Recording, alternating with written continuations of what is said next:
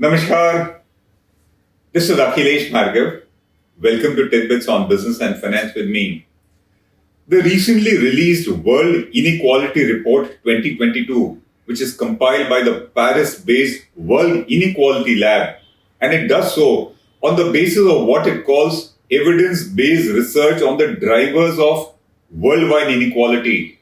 This particular report, the World Inequality Report, makes disturbing reading for India. The report says that India is a very poor and unequal country and it has an affluent elite. The highlights of this worrisome report are worth having a look at. The report first says that the top 1% of India's population owned 22% of the total national income in 2021, while the entire bottom 50% owned a mere 13.1% of India's national income. The top 1% at 22%. It then says that the top 1% of India own 33% of India's wealth, whereas the bottom 50% almost own nothing.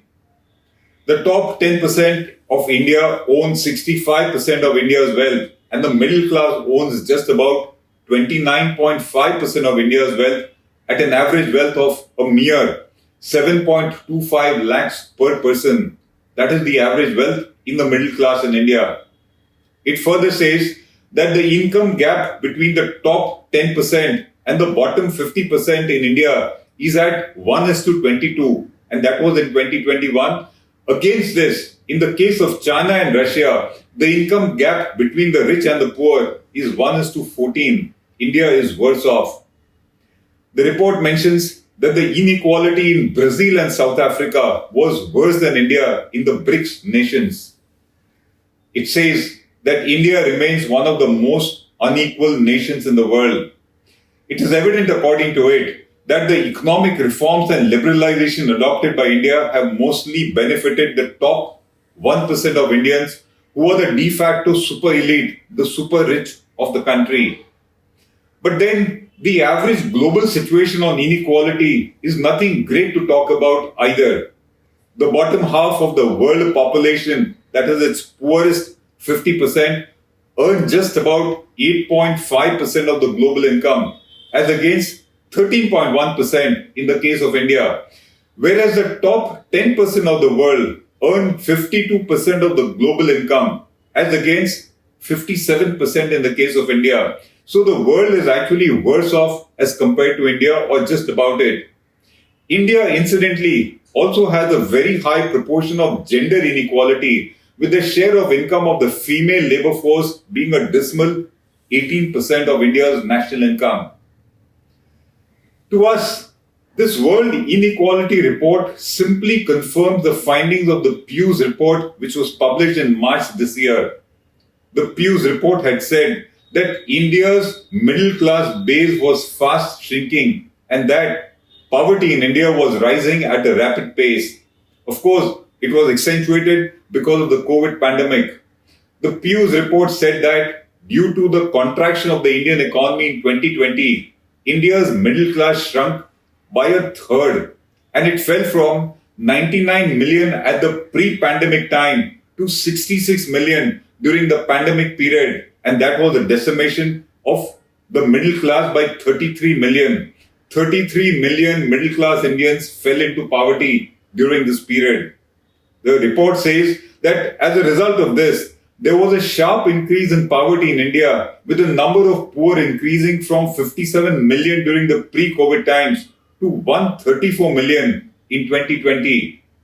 Due to this, India's poverty levels shot up from 4.3% in January 2020 to 9.7% at the end of the year, according to the Pew's report, clearly devastated by the pandemic and the contracted economy. Incidentally, in the case of China, according to the report, the middle class numbers fell by 10 million last year, and that its poverty levels remained almost unchanged as compared to the pre-pandemic levels. And these rising levels of inequality of income, wealth and opportunity are reflected in India's spending patterns, where the sales of high-end items have gone up significantly in terms of value, but they have dropped in volume terms reflecting the reality that the top 10% of the population continues to be unaffected by the pandemic and that it continues to earn and spend copiously. This also corresponds with a recent report in the Economic Times on the patterns of consumer spending, which was seen in the recent Diwali season. The Economic Times report says that there was a surge in the sales of costly items despite the rise in fuel prices and the rise in prices of other essentials and necessities, and of course, a rise even in out-of-home expenses like dining and holidaying. Despite this price rise, as far as the costly items are concerned, the ET said that there was a rise in sales. Thus, high-priced items drove the sales of consumer electronics in the festival season. The sales of large-screen television sets and expensive smartphones shot up in value terms, but the number of units sold remained flat or they even declined. The sales of television grew by 29% in value according to the Economic Times, but the number of units sold declined. In the case of smartphones, the sales increased by 7%, but the number of units sold went down by 7%. In the case of household appliances, the value of sales increased by 18%, but the volume of the number of units sold went up by a mere 2%. It just shows the continued consumption of high-value items by those elite rich.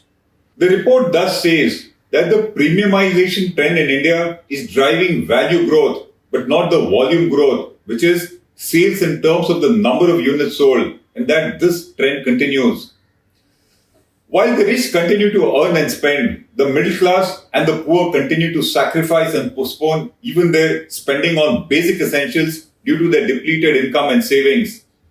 Traders, according to the ET, are seeing a downtrading trend in segments like food, groceries, and everyday necessities, showing that rising prices are squeezing the household budgets of the middle class. Consumers are postponing their purchases of entry-level products, particularly of household appliances and electronics, primarily for want of income and also for want of confidence in their own financial future.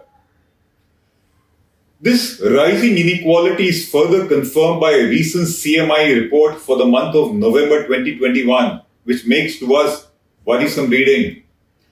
The CMI says that salaried jobs fell by 6.8 million numbers in November 2021, and so did the number of entrepreneurs fall by 3.5 million in November 21. At 77.2 million, the salaried jobs in November 21 were lower by those in November 19 by 9.7%. Thus, the value jobs, the better quality jobs have been falling, and so has been the case of entrepreneurs.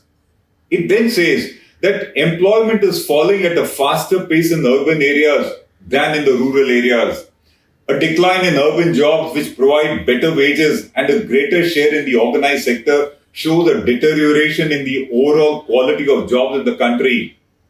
Urban jobs have fallen year after year in India from 2018 to 2021.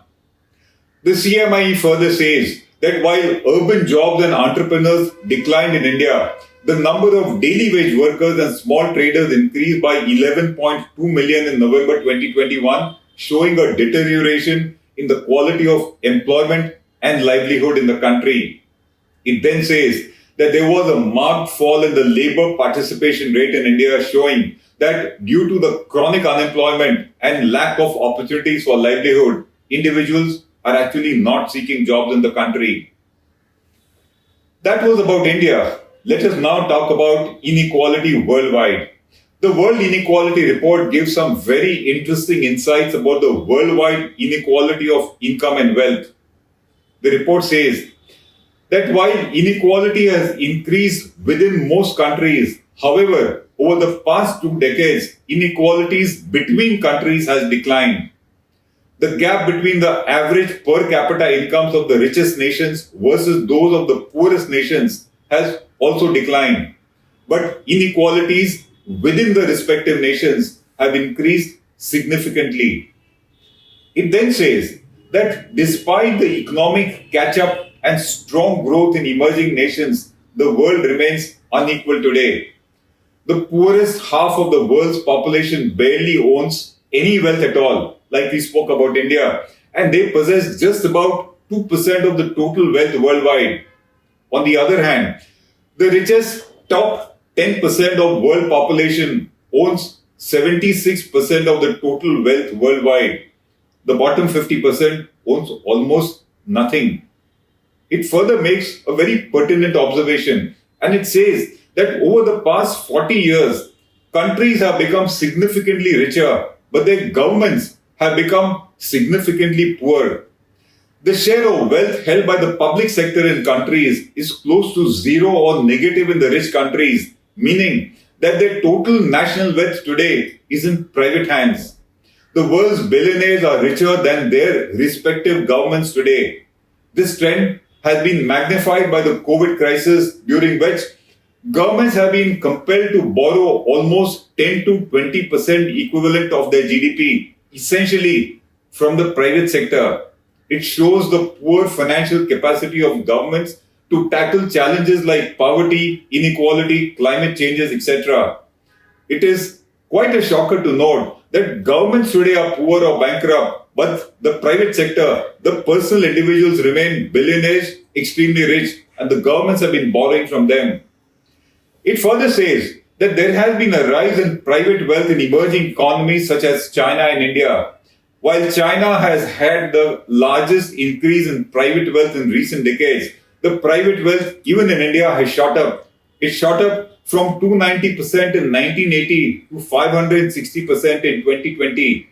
And this trend also continues, showing that the buildup of inequality continues. The fact of the matter is that inequality worldwide is a social, economic, and political problem. Due to inequality and non-availability of opportunities, the productive potential and capacity of an entire segment of population is not put to use, denying growth to them as well as to the nation. Thus, a nation ridden with inequality tends to have a larger number of poor and a smaller number of the middle class. Inequality has gone up in India in recent years because of misplaced policies like demonetization, because of the hurried and complex GST which hit the small and the middle segment the most, and because of the sudden lockdown, etc. All these have particularly hit the small and informal sector, and they have accelerated the rise of inequality in the country. The continuous rise of system-favored cronies has also made it worse, where the cronies have only become bigger and bigger, and the small have become smaller. Much as the crisis of inequality stares in our face on a daily basis, such reports to us serve as a reminder that it is a national crisis which needs topmost government attention. The fact of the matter is that the bigger have grown bigger and the smaller have only grown smaller, many of whom have fallen into the poverty line. This is Akhilesh Bhargava signing off till we meet again. Namaskar.